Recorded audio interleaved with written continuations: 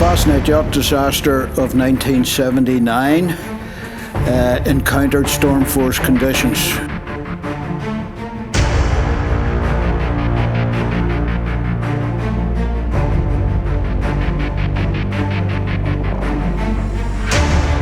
The Sir Samuel Kelly at that time was based at Courtmacsherry in West Cork, very close, of course, to the Fastnet Rock itself.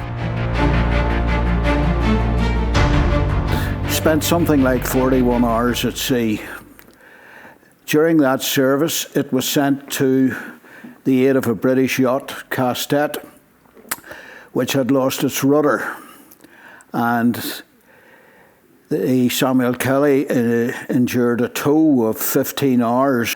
The coxswain of the day, he reckoned that the Kelly had encountered stresses and strains which would have made it unserviceable in the future, and obviously the RNLI accepted his opinion on that and retired the vessel. When she was retired from Courtmacsherry, she was taken to Arklow. It went to Arklow boatyard and was lying there in storage and I don't know what it was ever going to be for sale or not, or whether it was going to be just scrap, but the Ulster Folk Museum decided that it'd be a good thing to bring it to the museum because it's being so famous a boat. So the guy in the Folk Museum was a friend of mine. Had went to school with me, and he looked into it and decided that they would buy it, and he asked me if I would go down and bring it back up. Picked the Kelly up in Arklow, and there wasn't much in it, only 2 engines. There was no tools or radios or anything. But fortunately the weather was great, and there was only Jim Bunting and me. So we called into Howth to see our friends in Howth for the night. Had a bit of a party. Came up to Donaghadee, stayed the night here, and then took it when the tide was right to Ballyholme to get lifted out. In 1986, Donaghadee Lifeboat Station got a new boat, a 52-foot Iron-class City of Belfast. Not long after the boat was on station, the crew members got a call one evening from the then coxswain, Willie Lennon, requesting a meeting in the lifeboat house. When we got there, the meeting was not about the new station lifeboat, but a former station lifeboat, Sir Samuel Kelly. Willie had had occasion to go to the Folk Museum and had seen Sir Samuel Kelly, green with slime and trees growing off the decks. He wasn't impressed by what he saw, and I understand he had words with the museum director. My dad was Willie Lennon. He joined the lifeboat crew when he was quite young, and he served in the lifeboat for 37 and a half years. So he started off in the Sir Samuel Kelly Lifeboat as part of the crew.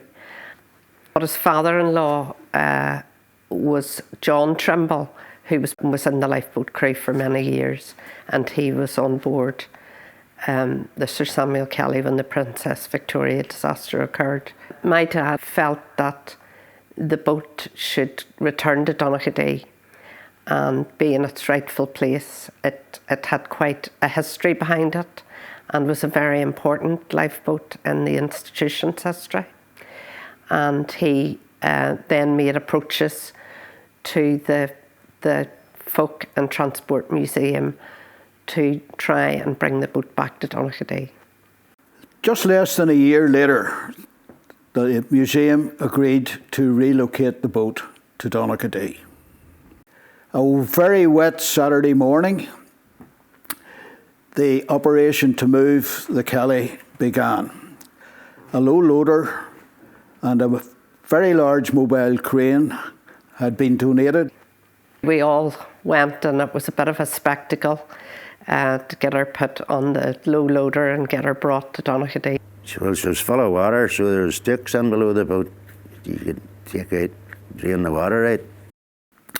Walker and Willie removed the hull drain plugs, and after a few hours the boat was successfully lifted, loaded, taken down the road and unloaded where she sits today. Initially, the crew did, painted her and got her a bit more presentable. But she was an old boat and needed some work done, and certainly needed protection. Everybody knows about the Sir Samuel Kelly. It's because of the Princess Victoria disaster. It did the job, and that's what it's there for, and that's why it needs to be kept.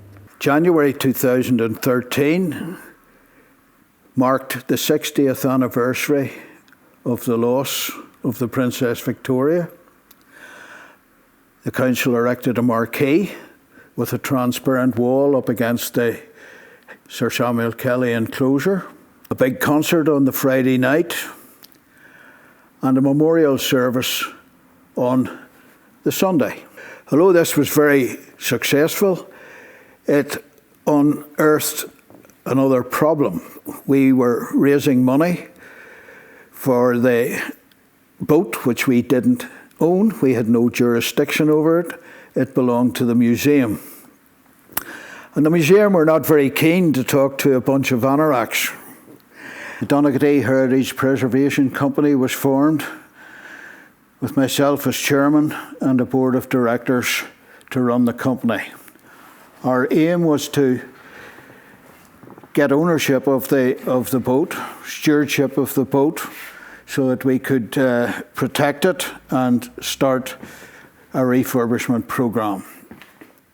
Things were changing in other places.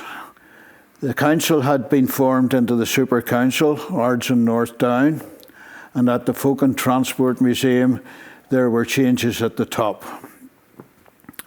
Museums cannot sell artefacts, but they can transfer them. And the ownership of the Sir Samuel Kelly was transferred to the North Down Museum, which is council owned. In 2018, as chairman of the company, I signed a 25-year loan agreement with the council for the Sir Samuel Kelly, in addition to a 5-year lease on the patch of tarmac on which she sits. We could now make plans.